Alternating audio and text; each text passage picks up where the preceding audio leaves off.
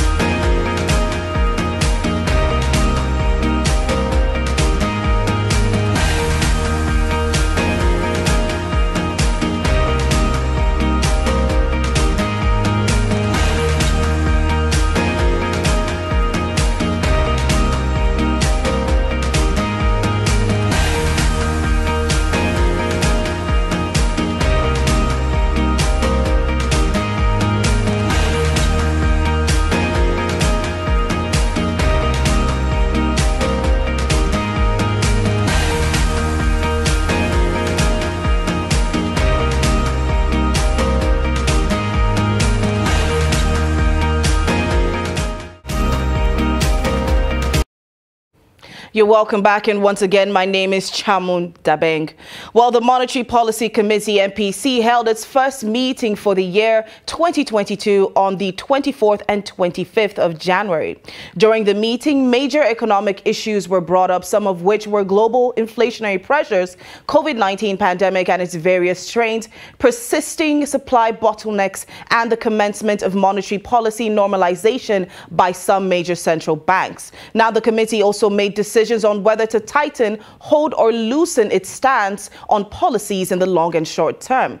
Today on the show, we're going to be looking at the decisions made by the committee at the conclusion of the meeting. Now, joining me on the show today is economist and financial analyst Stephen Wachuku and business developer John Bosco Ezenwa. Now, before my guests in the studio give their opinions on the just concluded meeting, we're going to take a look at the decision of the committee. In its determination as to whether to hold or loosen or tighten its policy stance, MPC was mindful that whereas the US and some advanced economies have signaled their intention to commence policy normalization, which may result in capital flow reversals for the emerging market and developing economies, the major focus of these climbs were targeted mainly at reining in the high level of inflation, which had been unprecedented in the last 4 decades in those climes. For Nigeria, members were of the view that Nigeria is confronted by not only inflation, but also fragile output. As a result, MPC believes that its current stance of price and monetary stability, conducive for growth, remain desirable.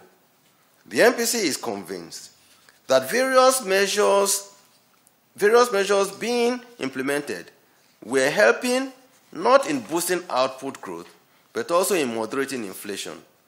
MPC therefore enjoined management to continue to use its development finance tools to accelerate output growth, which would also help in boosting manufacturing output that would ultimately help in moderating prices. It also requested management to continue its use of administrative measures, including discretionary tools at its disposal through the CRR to control money supply in the economy. In its final consideration, the committee was clear that a loosening option was not desirable because it will trigger further liquidity surfeit and fuel inflationary pressure, as available funds may outstrip the economy's absorptive capacity or domestic capacity utilization. It also feels loosening could trigger foreign exchange demand pressure, as the excess liquidity will be channeled to either frivolous importations or speculative holding on foreign exchange as alternative investment channels narrow, leading to foreign exchange depreciation and or inflation. MPC also dropped a tightening option at this meeting in view of the fragile state of the current gross domestic product growth rate and potential external and domestic headwinds confronting the economy. MPC also feels that tightening could truncate the steady improvement in credit performance, including other financial soundness indicators, and reverse the declining trend in NPLs. Moreover, MPC feels tightening could counteract the CBN's credit expansion motive as a necessary condition for improved economic growth and employment generation. The MPC therefore concluded that a hold stance remains desirable at this time, as this would indicate a conservative but cautious and consistent policy choice given the prevailing economic conditions and outlook, thus strengthening the policy credibility and focus. It also feels that a hold would signal MPC's realization of the fragility of the growth recovery and its sensitivity to emerging global and domestic uncertainties, hence the need to sustain policy trajectory. After a careful balancing of the benefits and downside risks of each policy option, MPC decided to hold all policy parameters constant, believing that a hold stance will enable the continued permeation of current policy measures in supporting the recorded growth recovery and further boost production and productivity, which would ultimately rein in inflation in the short to medium term.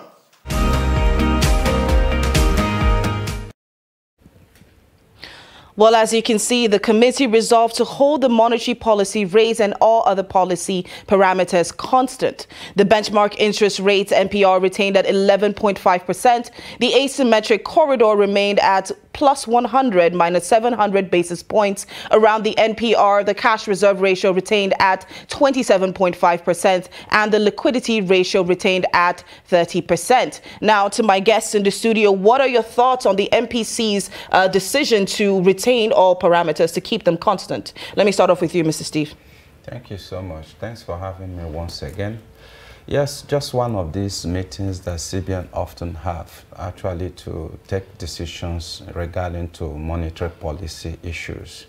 Now, they choose to do what I call sit down the look, because constantly, or in last, I think 15 or 20 meetings, CBN have hold or retained its rate, meaning that CBN is apprehensive. CBN is not that too sure of what, if we adjust any of those very parameters, what it will actually result to the economy. They choose to watch and look, continue to watch and look. Yeah, some people may also say it's very good because you have not seen most of those variables or those parameters or macroeconomic parameters that will actually drive those very fundamental shifts that you require. But if there are obvious facts, obvious issues around that could have resulted you reducing or increasing your interest rate, there are facts there. Looking at the inflation rate is actually driving up again after maintaining a consistent drop from about 20 or 19% down to about 15.6 or thereabout now. Now, what CBN ought to have done is to have loosened up the cash reserve ratio so that more money will be available to the banks. You still kept that 30%. If you have reduced it like to 27 or to 25 or to 8%, it would have reduced more money available to banks. And once banks have more money, it means they're going to drive growth because they will have more money to lend to SMEs or to lend to captives of industry. This area needed CBN to have adjust your cash reserve ratio so that there will be more flows of trillions or millions of naira or billions of naira available to lend to the public. All right, John Bosco, what are your thoughts on the parameters remaining constant? So, just like Mr. Steve has mentioned, CBN is actually observing. We agree they're observing. I haven't done a lot of meeting all of this time. We still maintain the percentage. So that leaves the CBN continue to look at the economy. If you release, as I mentioned, if you release more funds to the banks, we understand that the banks really want to lend, but the lenders may not even be coming forward. They prefer to go to other kind of lending opportunities to see how they drive. But the CBN haven't done this, haven't left it at this point. It's early, if you ask me. We're in the first quarter of the year, so the first 1 month in the quarter. Still, as we mentioned, the inflation rate is up, which is coming from the last quarter of 2021.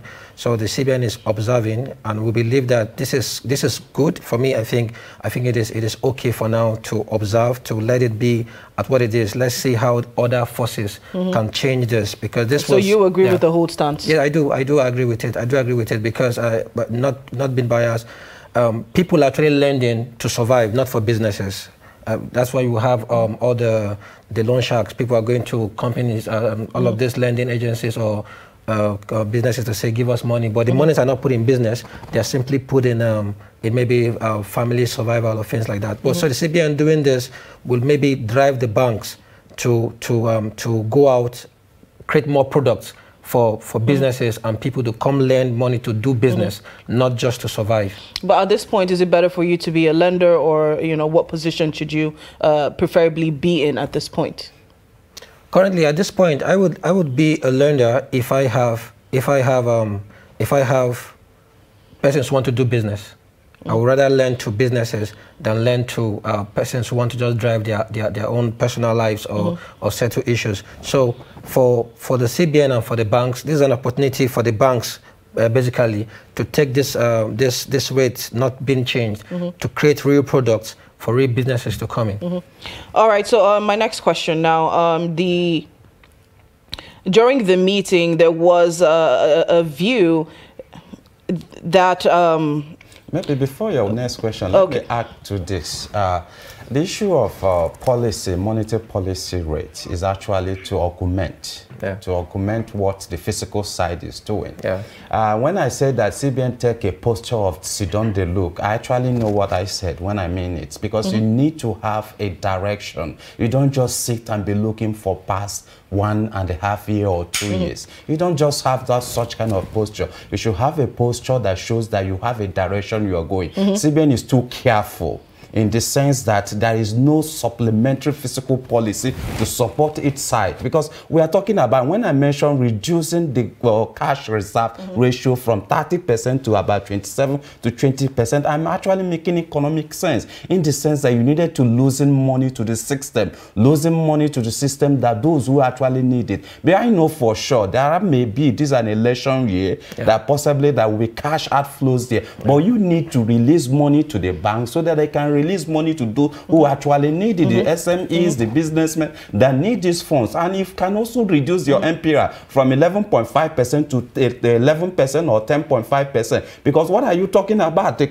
auction sale, both the treasury being sold by government, the bonds sold by federal government, and even in the commercial interbank rate, most of the rates are less than 2-digit points. Why are you keeping it at 11.5? But where the reality is that once you want to deposit or fixed deposit and all the rest, you have to go within the one digit. Now it means that the CBN needed to reduce the interest rate from 11.5% or to 10%, or perhaps reduce the cash reserve ratio from 30% to somewhere 28 or 27% to loosen up the system so that money will flow within the system and stimulate the economy. All right, when you say the CBN is being too careful, I mean, considering the fact that our economy right now is extremely fragile, doesn't it make sense for them to want to, take some level of precaution or exercise some level of care when it comes to handling or making these decisions? Like we talked about inflation, I mean, is one uptick enough for you to make that decision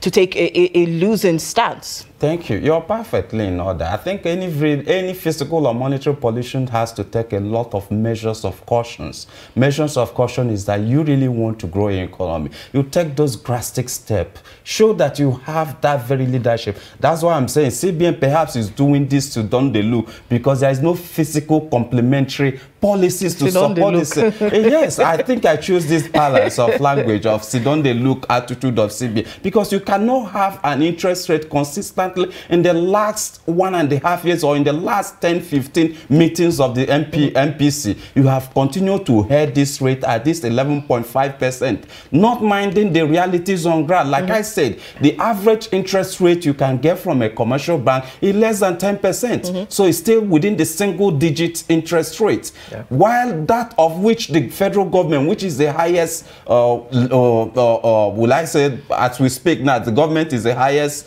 entity that can take money from the system through the treasury bill or through its floating of bonds. So often we have seen the average rate that several debt management office have come to the market to assess funds is within that rate of 8.5 to 8%. In fact, it even went to as low as 7% when the COVID was around. So now it has driven up. CBN needed to do something to augment this. You need to stimulate the economy, and you cannot do it by sit on the look. You should have a concrete policies that will drive the economy. Like I said, CBN is doing it, having this posture, because the physical, which is the presidency, which is the federal government, who should be leading in policy-wise. You can see the policies of myself about the fuel subsidy removal. We clamor, we said it's a very wrong policy because they have nothing to offer to Nigeria. They continue to have this posture. Let's continue to watch what will happen. You should be driving the system and stimulating your economy. That's my stand. All right, John Bosco. Well,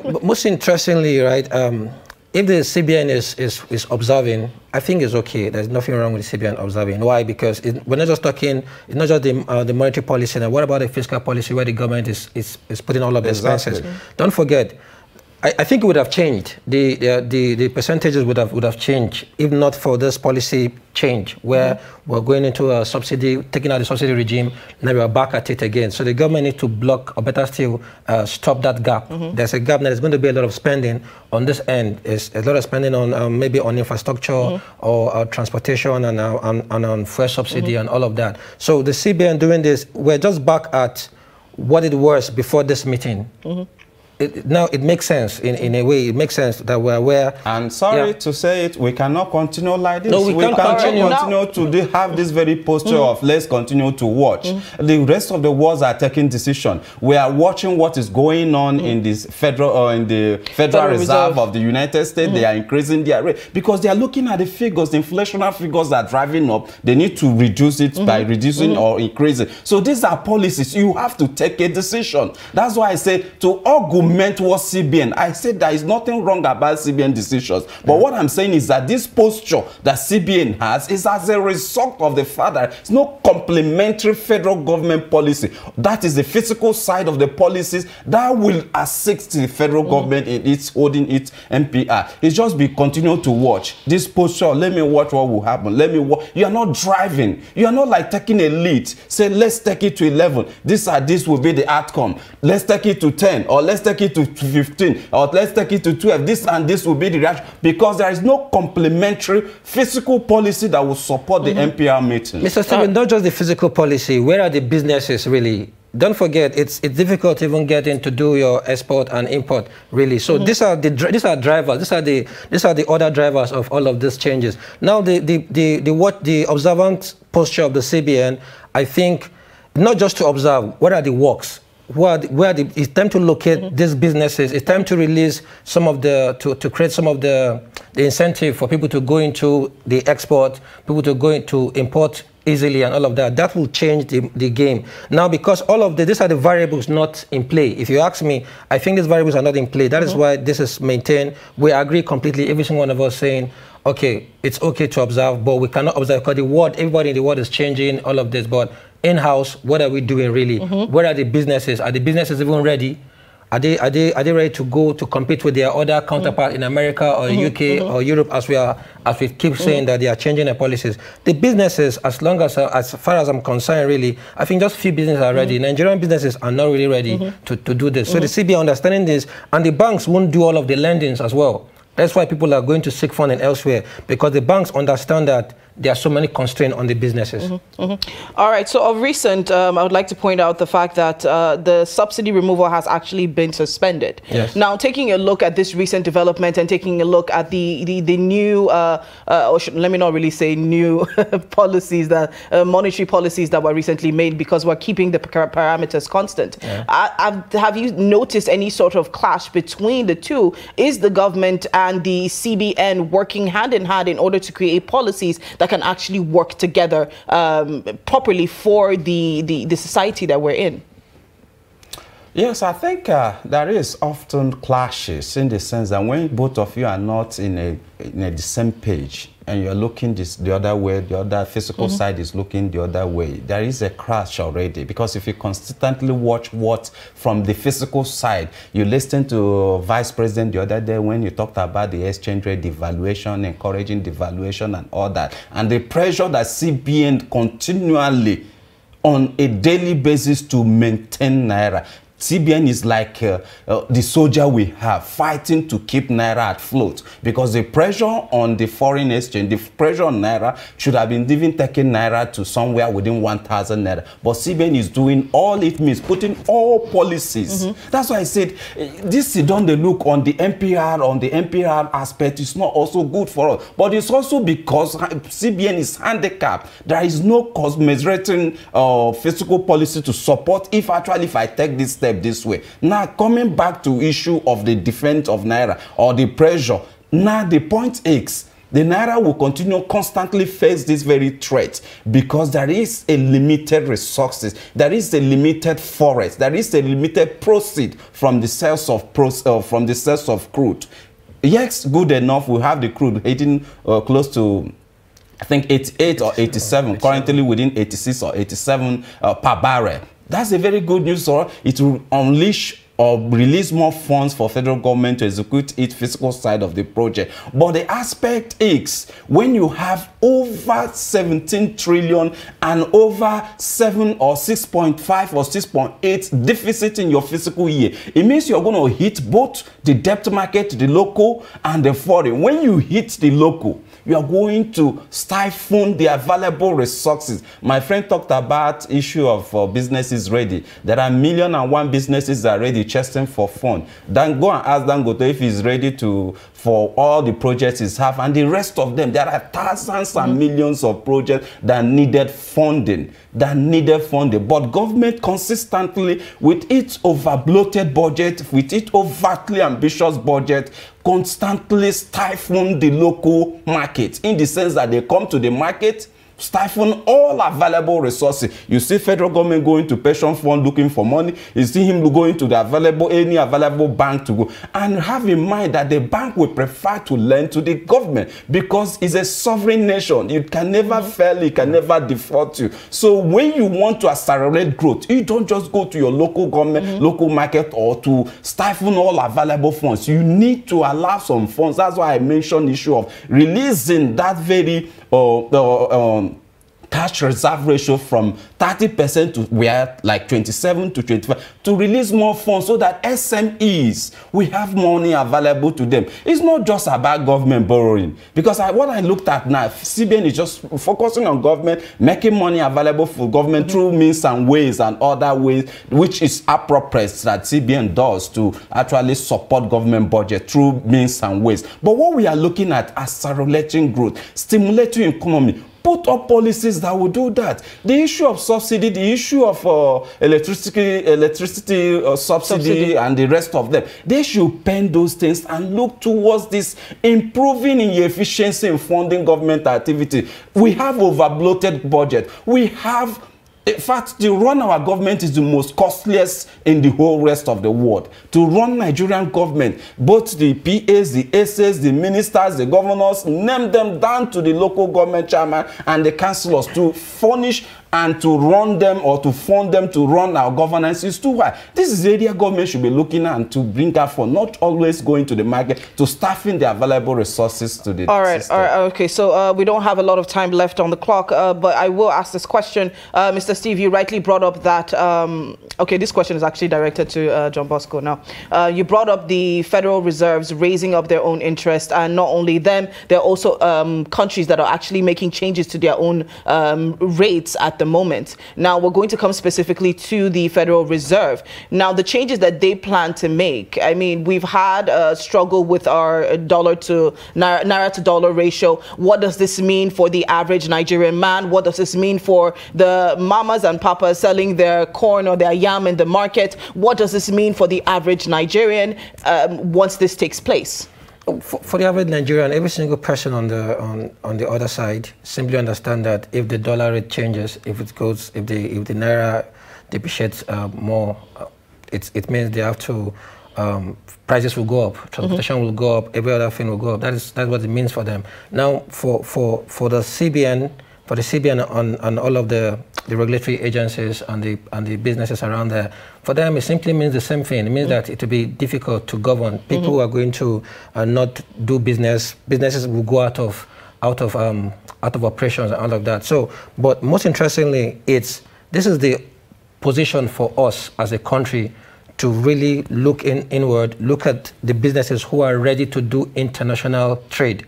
It is international trade that puts foreign exchange into the country, that makes everything happen for us. So it is the time to actually look inward. The banks should build products that will make businesses approach them easy to get and do real businesses with them. That would be the changer. That would be the game change for every single person. Okay, looking at it from the developmental economy or developmental aspect of it, I think I'm looking at it when the clamor from the Federal Reserve of the United States increasing in consistent facts. The focus is that they will be doing this in the next 1 or 2 years. They will constantly be releasing or increasing their interest. What it means is that the available resources or the available FBIs and FDIs or both portfolio investment will be flowing back to those systems because their interest rate has been out of. So it's going to stifle those FDIs that will flow into us, those capital importation to Nigeria, because money finds its way where it have a safe haven and the best interest rate. So this is the area it's going to affect us internationally,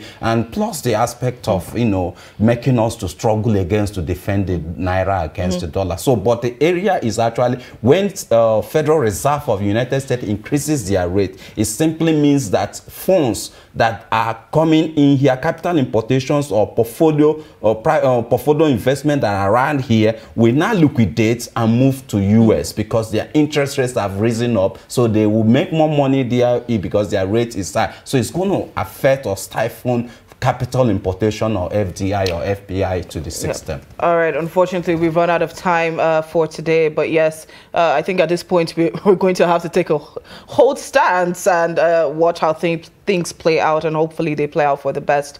All right, we have come to the end of our show for today, and I would like to thank my guests in the studio. Thank you so much, Mr. Steve, and thank you so much, Mr. John Bosco, for being a part of the show. And to our viewers out there, thank you so much for watching. Do not forget to follow us on our social media platforms. Just look up Trust TV News on Instagram, Facebook, and YouTube. Well, once again, my name is Chamun Dabeng. Come back again for more Business Daily. Let's talk numbers.